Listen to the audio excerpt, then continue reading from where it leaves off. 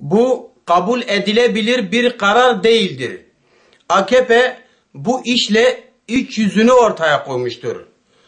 AKP hükümeti bu kararla halkı iki sınıfa ayırmıştır. Halk arasına ikililik koyarak birbirlerine kin ve öfke duymalarını sağlamıştır. Sen örtünebileceksin, sen ise örtünemezsin. Bu nasıl iş? Bunu hangi akılla, hangi mantıkla izah edebilirsiniz? Hani dindar nesil yetiştirmek istiyordunuz? Neden bugüne kadar millete, insanların bir kısmını dindar yetiştirmek isterken bir kısmının da dinlerinin gereğini yaşamalarına engel olacağınızı söylemediniz? Tesettüre çağrı platformu olarak bunu kabul edilebilir bulmuyoruz.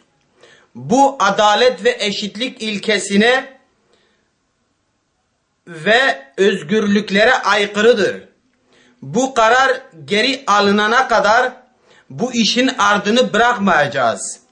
Tesettüre çağrı platformu TESÇAK olarak bu yanlıştan dönülmesi ve tüm öğrenci ve öğrenci velilerinden özür dilenmesini istiyoruz.